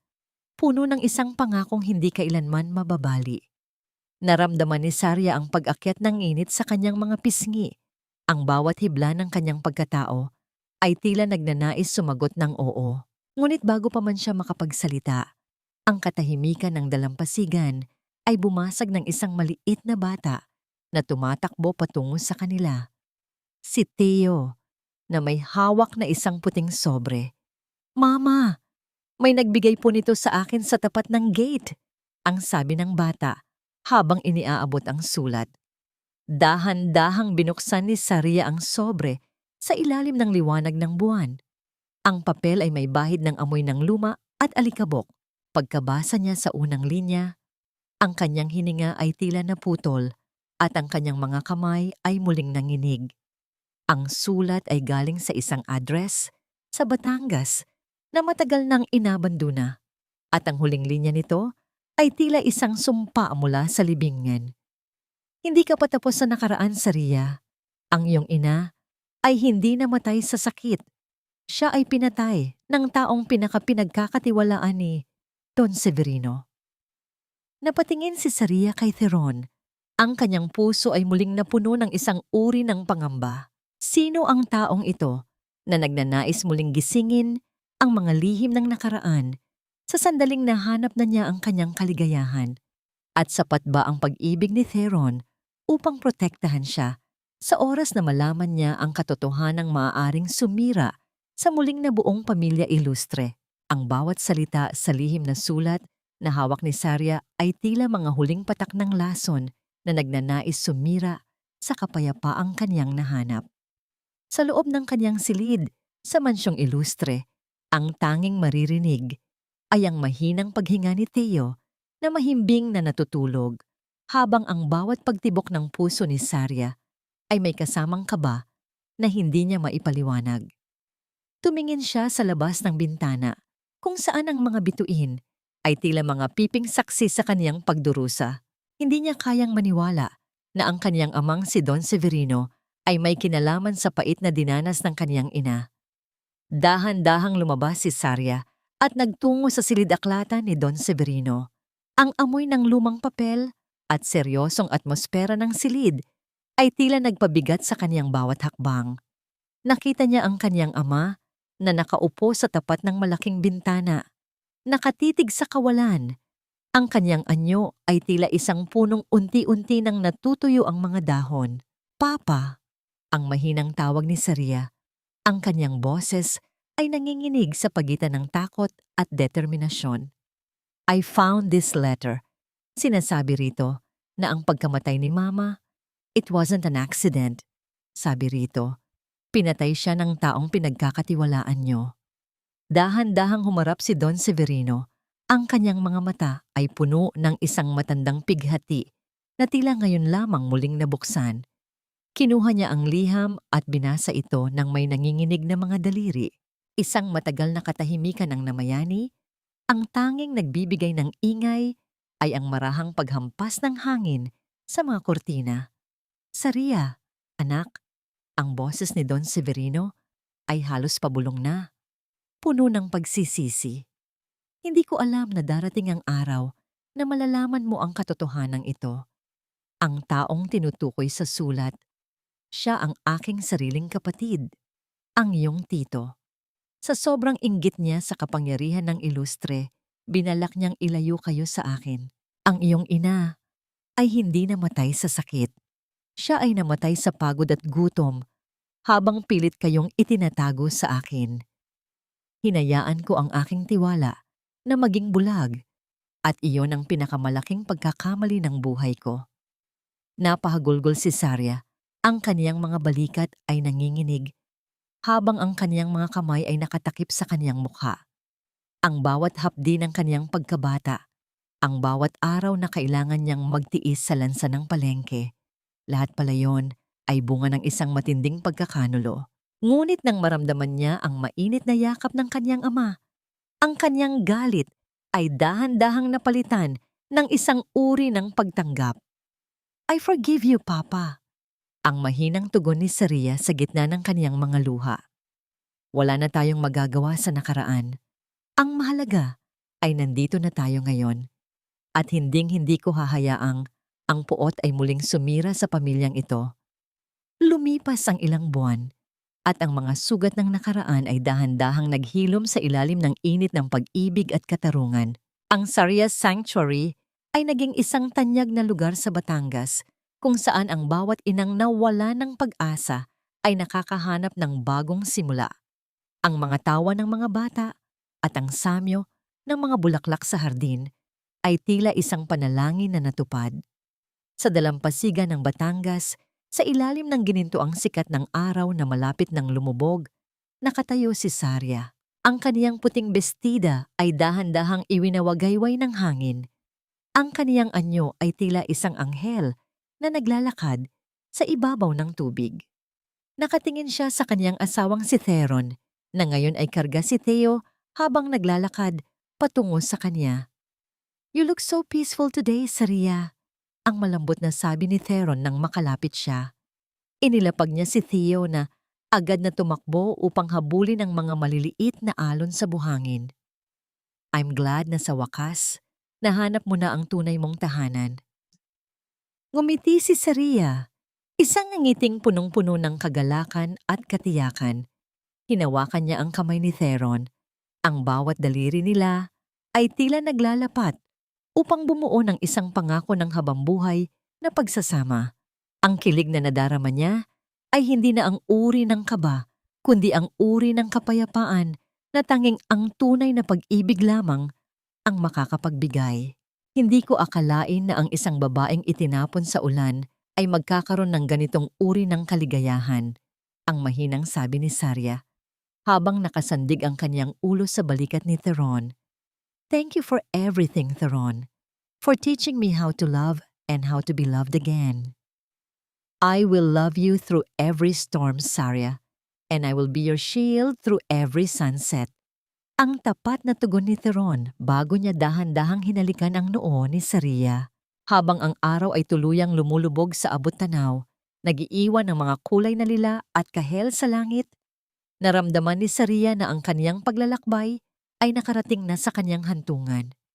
Ang lansa ng palengke ay napalitan na ng bango ng tagumpay, at ang lamig ng ulan ay naging init ng isang pamilyang kailanman ay hindi na matitibag. Ngunit sa gitna ng kaniyang kagalakan, isang huling sulyap ang ibinigay ni Saria sa dagat. Isang pasasalamat para sa bawat pighati na naging daan upang kaniyang mahanap ang kaniyang tunay na lakas. Malaya na siya. Ang kaniyang anak ay ligtas, ang kaniyang ama ay kapiling, at ang kaniyang puso ay nahanap na ang kaniyang katuwang. Tapos na ang digmaan, at ang tanging natitira ay ang masayang bukas na naghihintay sa bawat pagsikat ng bagong umaga. Ang bawat sinag ng araw na tumatama sa mga bintana ng dating mansyon ng mga Balseres ay tila isang dalisay na basbas na naghuhugas sa bawat bakas ng pait na dating nanahan sa loob ng mga pader na ito. Ang Saria Sanctuary ay hindi lamang naging isang gusali. Ito ay naging isang buhay na patotoo na ang bawat sugat ay may kakayahang maghilom at ang bawat bagyo ay may katapusan. Ang amoy ng sariwang gardenia at ang halimuyak ng nilulutong kape ay nanunuot sa bawat pasilyo, kung saan ang mga inang dati ay itinaboy ng tadhana ay abala na ngayon sa pagbuo ng kani-kanilang mga pangarap. Nakatayo si Saria sa gitna ng malawak na hardin, pinagmamasdan ng kaniyang anak na si Theo na ngayon ay masiglang nakikipaglaro sa iba pang mga bata. Ang kaniyang kagalakan ay tila isang himig na nagpapatahimik sa kaniyang diwa. Sa kaniyang tabi, dahan-dahang lumapit si Aling Talina. Ang mukha nito ay puno ng kapayapaan habang pinapanood ang bunga ng kaniyang pagmamalasakit. Ang matandang babae na dati ay nagtitinda sa Riles ay siya na ngayong tumatayo bilang ina ng tahanang ito, nagbibigay ng payo at kalinga sa mga nangangailangan. Tungkol naman sa mga Balseres, ang balita ng kani-kanilang kinahinatnan ay tila isang malungkot na paalala ng batas ng karma. Si Doña Trivenza ay nanatili sa likod ng mga rehas. Ang kaniyang dating kayabangan ay napalitan ng isang nakabubinging katahimikan habang dahan-dahang kinakain ng pagsisisi ang kaniyang kaisipan. Si Tarion naman, matapos pagsilbihan ang kaniyang parusa, ay piniling mamuhay ng mag-isa sa isang malalayong probinsya, malayo sa kinang ng yaman at dangal na dati niyang inuna kaysa sa pag-ibig. Ang kaniyang huling liham kay Saria ay puno ng pagkilala sa kaniyang mga pagkakamali. Isang pag-aming huli na para sa katarungan, ngunit sapat na para sa kaniyang sariling konsensya. Naramdaman ni Saria ang isang mainit na palad na dahan-dahang humawak sa kaniyang baywang. Si Theron iyon, ang lalaking hindi kailanman bumitaw sa kaniyang kamay mula noong sandaling siya ay isang hamak na tindera lamang ng basahan. Ang titig ni Theron ay puno ng isang uri ng pagmamahal na hindi kailanman nagmaliw, isang pangakong mas matatag pa sa anumang bagyong darating. Saria, tapos na ang bawat pait. Nahanap mo na ang kapayapaang matagal mong ipinagdasal. Ang malambot na sabi ni Theron. Ang kaniyang boses ay tila isang uyayi sa gitna ng kagalakan. Napangiti si Saria. Ang kaniyang mga mata ay nanatiling nakatitig sa abot-tanaw kung saan ang dagat ng Batangas ay tila nakikipaglaro sa mga ulap. Alam ko, Theron, pinatawad ko na ang lahat. Hindi dahil karapat-dapat silang patawarin, kundi dahil karapat-dapat ang puso ko sa kapayapaan. Ang bawat patak ng ulan, noong gabing iyon ay naging daan lamang upang ako ay dumanas ng transformasyon. Ngayon, malaya na ako. Sa katanungan kung ang bawat sugat ba ay naghilom na, ang sagot ay makikita sa bawat ngiti ni Saria. Ang kaniyang pagpapatawad ay hindi isang tanda ng kahinaan, kundi ang pinakamataas na uri ng kaniyang kapangyarihan.